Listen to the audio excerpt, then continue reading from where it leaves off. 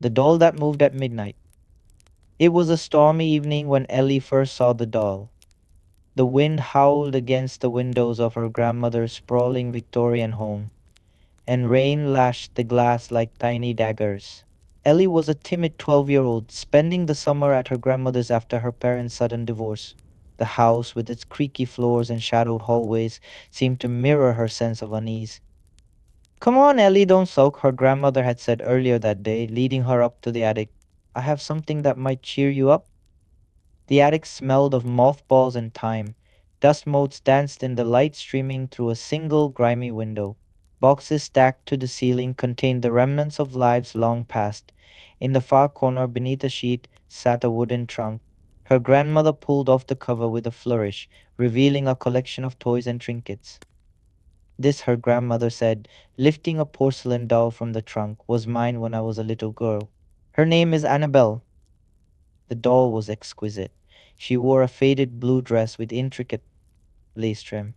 Her porcelain face was delicate, framed by golden curls, and her glass eyes shone with an unsettling clarity. Ellie felt a chill run through her as she took the doll. Thank you, she murmured, though she wasn't sure why. Something about Annabelle's gaze made her uneasy. That night, Ellie placed Annabelle on a chair across the room before climbing into bed. She couldn't shake the feeling that those glass eyes were watching her. The storm outside intensified, and the old house groaned under the weight of the wind. Sleep came reluctantly. At precisely midnight, Ellie woke with a start. A loud thud echoed in the room. Her heart pounded as she scanned the shadows. Annabelle's chair was empty. She froze. The doll lay on the floor, her face turned toward the bed. Ellie's breath hitched. It must have fallen, she whispered to herself, though the chair was far from the edge. Summoning her courage, she placed Annabelle back on the chair and returned to bed. The next morning, Ellie tried to shake off her fear. It's just a doll, she told herself. But as the days passed, strange things began to happen. Annabelle seemed to move. Ellie would find her in different positions, her head tilted at angles or her arms reaching out as if to grab something or someone. One evening, Ellie confided in her grandmother.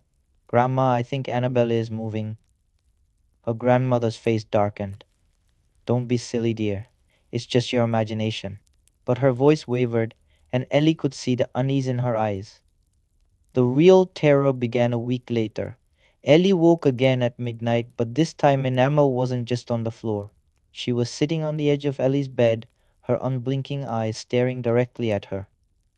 Ellie screamed. Her grandmother rushed in, flipping on the light. What's wrong? She demanded. Ellie pointed to the doll, tears streaming down her face. She moved. She was on the chair, and now she's here. Her grandmother's expression hardened. Without a word, she snatched Annabelle and stormed out of the room.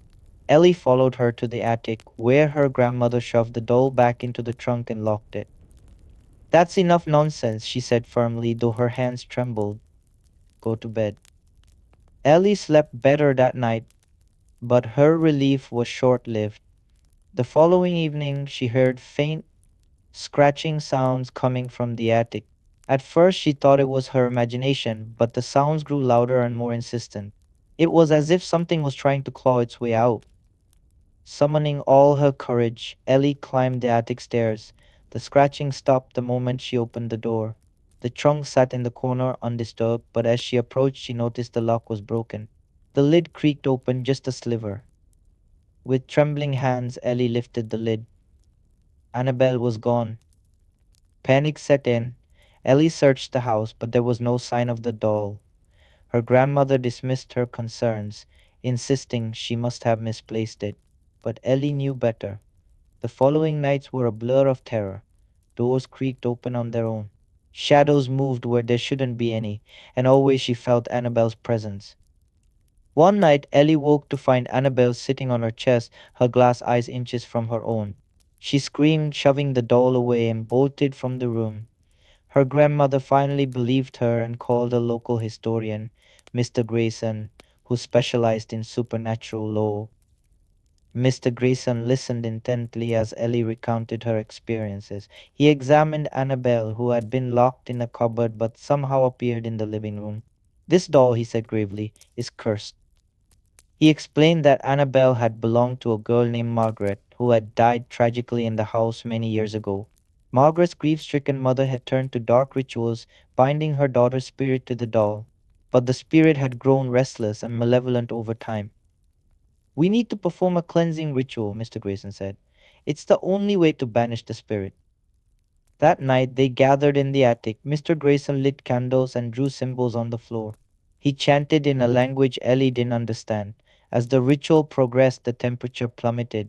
The candles flickered and an unearthly wail filled the room. Annabelle began to move. Her head turned slowly and her limbs twitched as if trying to resist the ritual. Ellie's grandmother held her tightly, whispering prayers. "You have no place here," Mr. Grayson shouted. "Return to the void from whence you came."